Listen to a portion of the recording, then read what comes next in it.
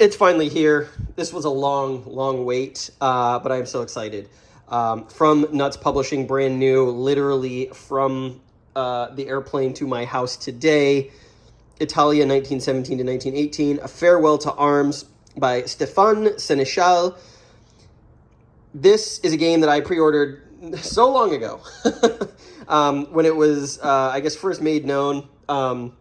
It is the third game in a series that have been published by both Hexasim and Nuts. And as luck would have it, actually, I just finished playing the second game in the series this week. I've been playing every Monday night at our local game club with the club president, the prequel or the second game in the series over the probably it was about 8 weeks, 6 to 8 weeks, something like that. We just finished last night, and I have to say that as far as operational World War I games go, this system is my favorite. More than Der Weltkrieg, but it is a lot crunchier than Der Weltkrieg as well. So it is a great timing that this showed up from Nuts. This covers the Battle of Caporetto, Mount Grappa, Piave, and Vittorio Veneto, which is the final Italian offensive campaign of World War I in 1918. So we're going to open this up and take a look. It looks like we've got cards in here now, which is great because the other games in the series didn't have cards. Here's a little example of the map and some of the combat units. If you've played any of the other games in this series, which includes Friedensturm, it's down here. Yeah, 1918 Friedensturm and some 1918 Bloody Spring. Some was the one I just finished playing. This will look familiar to you. So here we can see sort of a summary of the game. October 24th, 1917. There were 11 battles over the Asanza River. The Austro-Hungarians and the Germans launched an offensive for the Battle of Caporetto, retreated the Italians 65 miles behind the Piave River. And this is where they would hold off the Central Powers until June 1918, and that's when we get the Battle of Vittorio Veneto. So this game covers all of those. I'm very curious to see. Some 1918 was a 7-turn campaign game, but those 7 turns could possibly be broken down into 3 sub-turns, so it was a lot longer than 7 turns. We played that campaign of that game and had a blast. It was an excellent game. It's an excellent system. Really captures World War I very, very well. It's got a really novel combat system. So I thought I would do a little unboxing of this since it just arrived, and this may get it to the table almost immediately. We might pick up our Monday night game with Italia 1917 and 1918. This is probably my most anticipated game I had on pre-order across any publisher, so the fact that it's here in my hands is awesome. So let's get this open. And the first thing we see here are decks of cards. So these appear to be what replaces the random event chits from previous games in the series. We've also got 4 dice. The game is actually a 4d6 combat system. So when you roll a combat, you actually roll all 4 dice together. The colored dice are going to represent each faction, and that represents their tactical coordination in that particular battle. And then the white dice are you're going to use for the CRT, which is 2d6. So we'll take a look at that in a moment, but this is very similar to Psalm 1918. These are new. I'm curious to see what the deal is with the cards. There's quite a number of them here, so we'll take a look at those. Baggies, probably don't recommend storing the game with baggies. We have got a map done in sort of the series style, although it has been up. It looks like it's a different artist, but it does kind of remind me of Psalm 1918 with the sort of like, the terrain features and the color palette and stuff like that. We'll get that open in a second. That's one map. So this looks like 1918, the Battles of the Piave. It looks like there's multiple maps for multiple scenarios, which is cool. I wonder if they're double-sided. We'll find out. We've also got Italia 1918, A Farewell to Arms. This looks like it might be Caporetto. So 2 maps in there. Actually, there's a third map that is folded over with the white side showing. Okay, we'll get to that. So 3 maps. Here we have the rules to the game. So while this is the same series, and for the most part, it is a system, each of the games has its own specific rule book, and then advanced rules as well. We played some 1918 with the advanced rules, and I recommend you play with those because they do add a lot to the game. So this is all going to be familiar to you probably if you've played Somme or Friedensturm. Most of the core rules are going to be the same. Some of them here, pontoon bridges, might be a little different depending on, what game you're playing and what have you. Stoßtruppen. We had those in Somme 1918. I was the Germans in that game. Artillery. It looks like there's a lot more examples in this rule book than there were in the Somme rule book, so perhaps it's been upgraded a bit for readability and usefulness. Yeah, looks like there's... okay, so here's some new stuff. So the red text looks like it's stuff specific to this game. Sturm battalions, Arditi, that would be Italian Support units, it looks like. Trucks, those are new for this game. Supply depots, that's new for this game. So that's going to be really interesting. Here's your victory determination, and then here are your scenarios. So let's take a look at this real quick because I want to see what's in this game. So the introductory scenario is Monte Grappa, the Sacred Mountain. 4 operational sequences, so about a 1-hour scenario. That's pretty nice. Some I think had 1 short scenario, but I don't know how short it actually was. That was a really dense game. We have a second scenario. Looks like it's a little bit bigger. Radetzky, Conrad's Last Gamble, Last Chance of the Habsburgs.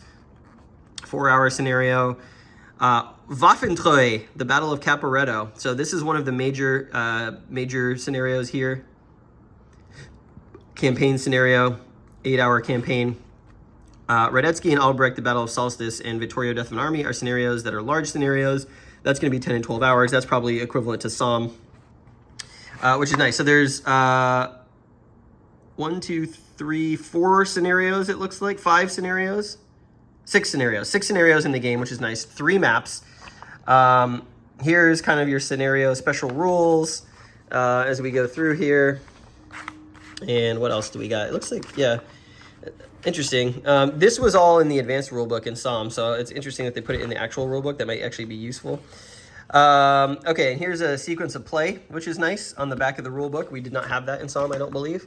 So let's take a look at the advanced rules. This is quite a bit thicker of an advanced rulebook than Somme was, but even with the scenarios in that one.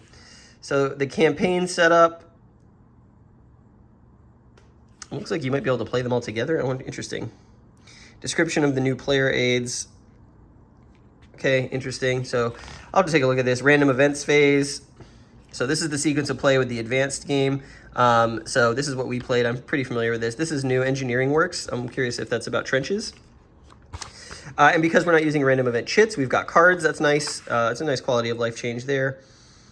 How you declare offensives. Looks like there's some new sequences compared to Somme here.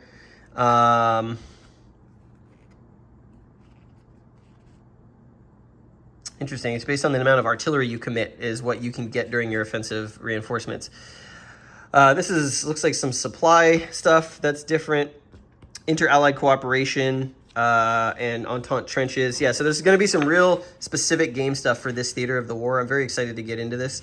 A lot of advanced rules for the campaign here. Engineering works.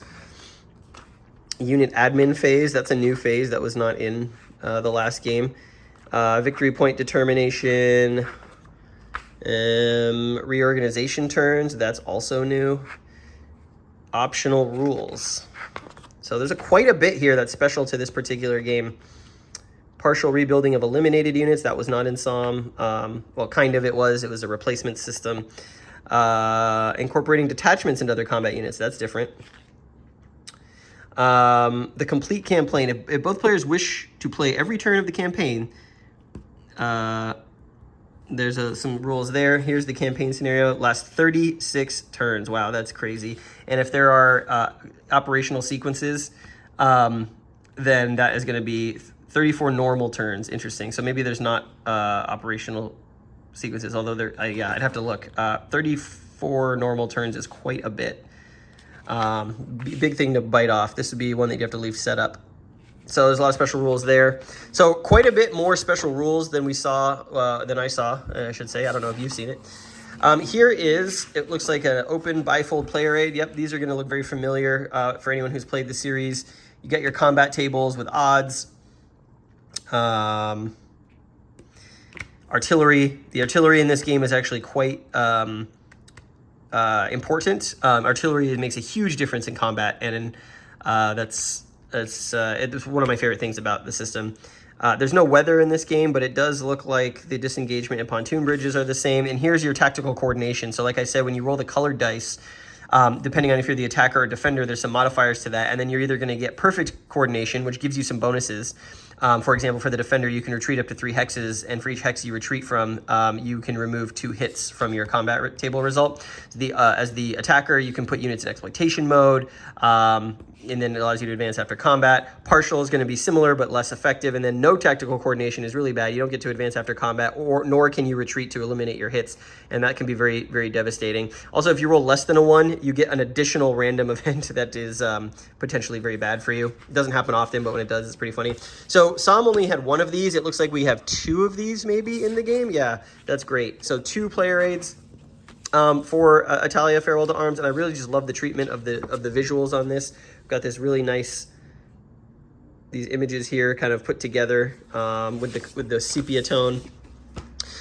Here, this is new. I don't know what this is all about. This is a display card for eliminated supports, rebuilding units, refitting. Okay, interesting. Strategic reserve. So this is a German strategic reserve chart, and it looks like the replacements. It's interesting. It looks like it's based on a die roll, depending on what your morale value is. So this is going to be a whole new wrinkle that I did not see in Somme, which is kind of cool. We have another player aid here. This is the turn track. So here, 1917 starts in the 24th of October, goes to the 29th of December, and then 1918 starts January 1st. Here's your operational sequences. So each of these turns could potentially be split into 3 sub-turns, which makes this game very, very long to play if you're going to play the whole thing here. Air support tracks, this was its own separate thing in Somme. And then here's your doctrine of Foch doctrine. So that's interesting. This also showed up in Somme 1918. So we're going to get this moving along the track, and then what the benefit of trenches are going to be depending on where you are, and whether or not there's Allied cooperation, it looks like, or Central Powers cooperation perhaps. Victory point tracker, didn't have that in Somme. That's really nice. Oh, and here's the weather table. So we are going to have weather in this game. We have a Central Powers, or not Central Powers, an Allied Entente Strategic Reserve, mostly for the Italians, it looks like, so you can keep units there. And then here we go. We have these setup sheets. This is a really nice touch. This is the campaign in Caporetto setup. So this is the German offensive against and the Austro-Hungarian offensive against the Italians. So it looks like we've got gray for German and potentially this green color. Well, maybe gray is Austro-Hungarian, because these are Alpine Corps, and this green was the color of the Germans in Somme. So perhaps the gray is Austro-Hungarian. That would make sense. This is double-sided because this is a big, big scenario. This is the Solstice, Radetzky, and Albrecht Central Power setup on this side, it looks like. I'll have to look at this. Perhaps it's... Yeah, it looks like this is setup part 1. This is maybe a continuation. And then we have got the campaign in... Okay, so yeah, so here we go. So here is campaign in Caporetto setup for the Central Powers. Both of these together are going to be your setup. Then we have got the Solstice, Radetzky, and Albrecht setup. And on the back of here, we've got the Vittorio Veneto setup. So you can see quite a lot of counters, especially because you have all of your artillery units on the map. What do we got here? We have another player aid display. Oh, this is the learning scenario, the intro scenario. So this is a little A4 sized map of Monte Grappa, the sacred mountain. That's cool. Neat. So you can play your learning scenario on here. I might just break this out solo to show you the system. That's great. And here's the here is a reinforcements and withdrawal table for the campaign scenarios, it looks like. It's because you're not going to be using this, obviously. So here's what gets added or removed. Looks like these are added potentially. What else we got in here? More setup charts. So here's the Italian setup for the campaign scenario and Caporetto. And then on the back, we've got Solstice, Radetzky, and Albrecht. And then, of course, we're going to have one for Vittorio Veneto here. Got some French units. Got a combined HQ there. The Arditi look like Stostruppen from Somme. This is an interesting color unit. I wonder what nationality that is. Albanian, maybe? So here's the campaign in Caporetto setup part 2 for the Italians. So it's a pretty dense game. Here's trench works that are in progress. Then we have got, this is nice, we have got a terrain effects chart. This was not its own thing last time. This is printed on the map in Somme. So it gives you a reminder of what the different terrain effects are going to be. It looks like there's a lot more different types of terrain in this game. We've got high mountains, trenches, craters. Those were in the other game as well. impassable terrain. So this is a nice reminder.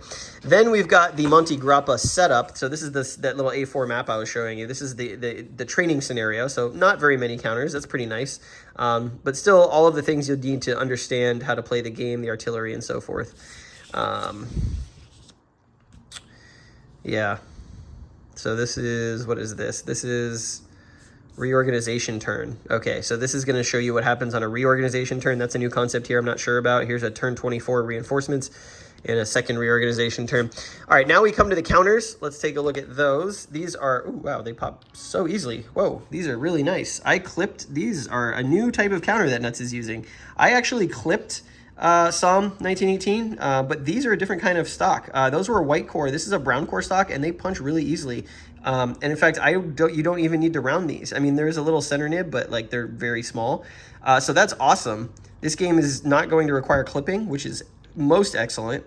And it's a brown core stock rather than a white core stock. The other counters had this weird like plasticization on them that made them hard to clip. So the fact that they switched the stock here is actually really nice. So these are step loss markers. Typically there's 3-step units in the game and you'd put those under there. You've got your reorg markers. On the other side of these is going to be your DG, disorganized, trenches, out of supply. Yeah, so this is a marker sheet. And then we have got another counter sheet here. So this is the second counter sheet. This is going to be your German units. Sorry, your German units, your Austro-Hungarian units. Yeah, I guess this is the Austro-Hungarian flag of some kind. Unfamiliar to me. Looks like victory points potentially there. Different markers for statuses for units, reserve, exploit, bridges blown. Not a ton of German units here, and it looks like they're regiments. So a lot of German regiments here that will make up a division, potentially. We've got some, these dark gray. I wonder if these are German or these might be German as well. Interesting. We've got a third counter sheet in the box, the third and final counter sheet, and that's going to be the Italians. Oh, you know what? These dark gray, yeah, these are brigades. These are divisions. So these might be Austro-Hungarian brigades. And yeah, that's what that looks like. Here we've got Italians. So we've got Italian divisions here. They look pretty similar to the French from Somme 1918 in terms of their values. Their artillery, not quite as good. They've got a big mix of artillery. So here we can see they only provide 1 bombardment strength. That's a really crappy piece of artillery. We've got some naval guns here, some new types of artillery. That's kind of cool. Aircraft, those are important in the game. We've got some Army HQs with pretty good ranges on them. Here's some French units. The Arditi, and then we've got Italian brigades and regiments here in the darker tan color. We've also got some British here, which is cool. Some British artillery, 23rd Division, 41st Division, 48th Division. Interestingly, the ID Infantry Division is backwards from the French. So Somme 1918 says DI. If anyone cares about that, I'm curious to know what nationality this unit is. I'm sure we'll find out in the rules. Yeah, so very, very nice looking counters. They're, oh God, they punch so easily. They're double-sided. So you can see the step losses on the back, and then divisions have 3 steps. Here's your army artillery. So very cool, very cool. I can't wait to get this to the table. All right, let's clean this up, and then I'll show you all the maps. Okay, so this is the map that was printed white on one side. This is the 1918 Battles of the Piave map. So I am guessing that here's Venice down here. Here's the Mediterranean, or I guess it would be the Adriatic. And this is the Piave River, must be here. You can see the trench lines. So this map looks like it connects to another map, but this, I would imagine you play just the Piave River scenarios on this map.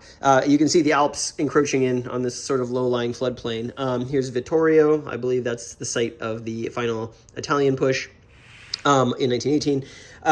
So yeah, I really like the texture of this map. It's on a really thick paper. They did go with the sort of series convention of this sort of like, I guess it's supposed to look like farmland from above, but what it kind of reminds me of is camo, like digital camo, that uniform, like the military uniforms have on them. So, but it's not as bad as in Somme. In Somme, it was very, very high contrast. Here, it's not high contrast at all. It just kind of has a nice texture to it.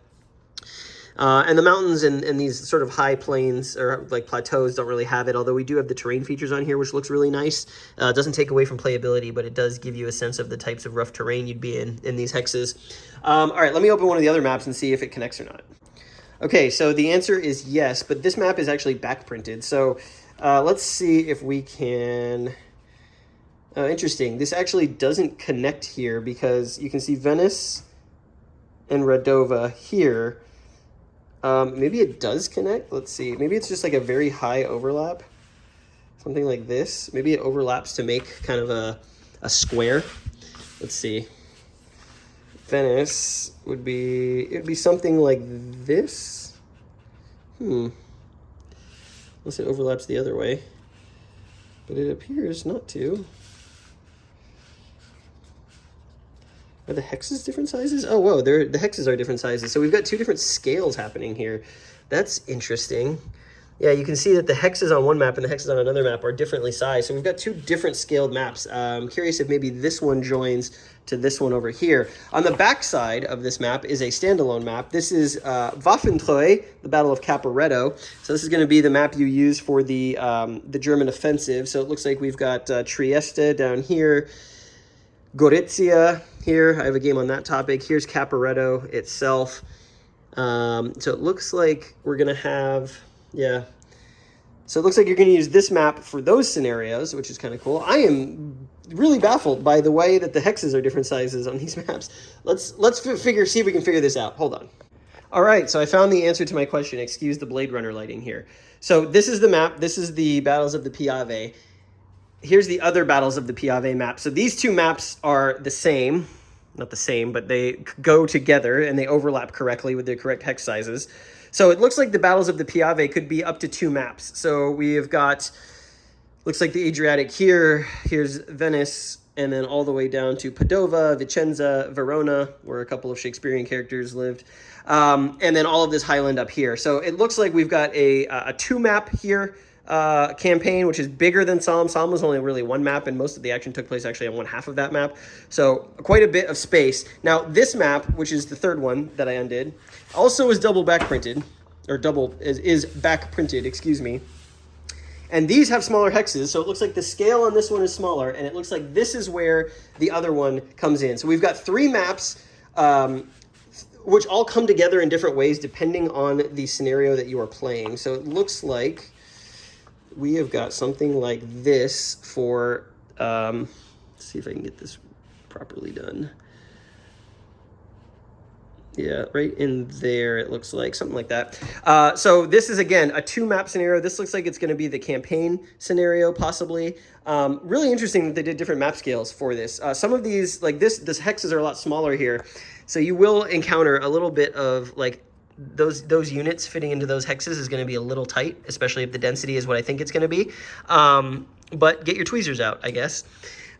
So yeah, let's see if can I block off some of this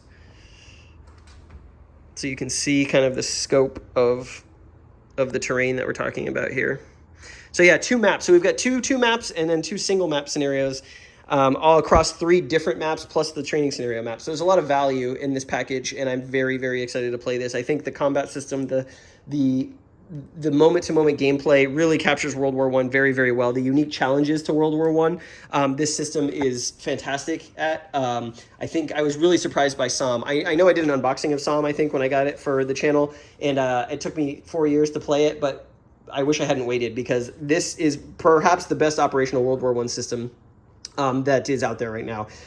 It's phenomenal. It tells a really engaging story. There's a lot of challenges for both sides. There's a lot of really interesting rules, and it doesn't, just because it's World War I, it doesn't devolve into just like a slog. There's like a lot of interesting tactical choices to make on any given turn. So with the random events and the advanced campaign rules, it's really cool. Last thing I want to show you before we go is the event cards. So let's open these. Okay, so we've got some interesting stuff in here. So first of all, we've got the random event cards for each player. These are huge, tons of random events in here. And I don't know if they're all random, but certainly they are. A lot of what's really cool about the advanced games in this system is every turn you're going to get some number of these. They were chits in the last game, and you pull them from a cup. It looks like here you're going to draw from your deck. And some of them, they may have no effect. Like I think each side has cards with no effect on them. The Italians look like they have 3. We've got things like heroic defense. I'm not sure what it looks like the numbers shows you what turn they're available. So starting the game, yeah, so in reorganization turns, we'll have R1. We've got turn 1, some of these will be available. Heroic Assault. So over the course of the game, the deck grows and grows. Surprise Attack and Immediate Counterattack, Improved Organization, Air Units, New Air Squadrons. So this is a really nice touch that they did this with cards. It allows them to create a lot of events in here. We've got Italian tanks, espionage, Arditi, some sappers. So there's just Asiago, like the cheese. Looks like the town. Oh yeah, so this is offensive Asiago. So you can, you get these cards. You're allowed to declare an offensive that changes the way your artillery operates, and some column modifiers, and you get some units. So there's just a huge deck of these, and the way the order that you draw these. Here's Fock. The order that you draw these and sort of what comes out will really change the game every time you play. It's one of the reasons why when I finished playing Somme 1918, I immediately wanted to set it up again. I learned so much about playing the system better, but also the way that the events came out completely changed some of the things. I didn't really get a broad front ability to attack as the Germans in Somme. I was focused on a single specific breakthrough attempt because of the way the events forced my hand. So there's a lot of variability and replayability here. Stuff about aircraft. Here are the Germans. They're going to have some similar stuff in here, and each side's events are going to be different. What's nice about this is that you don't need an event, a random event player aid, because all of this stuff is right on the card, which is cool. So here we can see some German siege artillery. There's Rommel. Got a lot of, looks like, some special rules about combat with Rommel. Reinforcements, front stabilization, Operation Conrad, Boroevich, coal shortage, shell shortage. So there's just a lot here to keep the game kind of changing and ever dynamic as you're playing through it. And, I was always looking, in Somme, I was always looking forward to the random events phase to see what special capabilities I was going to get, how it was going to change the situation on the map. So I'm very excited for this. This is a really nice production. These are really nice cards. Then we've also got some other cards here. It looks like these are display cards for some of the larger formations, and I would imagine that they're cards because you'll put these actually on the map to show where some of these, like the 52nd DF, the 80th DF, looks like Alpine regiments, and so either these are holding boxes for when they come into play, or possibly they're going to be on the map represented by one counter, and you place the units in here. These are not in Somme, so that's really interesting. I imagine these go on the map. Then we've also got these air missions. So this is quite nice. It eliminates the need for an air mission display, which Somme had. So you put your available air units on these little cards. You've also got spaces for your strategic movements, which I don't know how that works in this game because there was no strategic movement in Somme. So yeah, all in all, this is a fantastic looking package from Nuts. I am so happy this is out. I cannot wait to play it. The Italian front in World War I is probably one of the more interesting parts about World War I to me. So I'm very excited to have a new game in this system right on the heels of finishing the last one. So if you haven't checked it out yet, do give Italia 1917-1918 a look. When it comes to operational World War I, no system is doing it better than this one, in my opinion.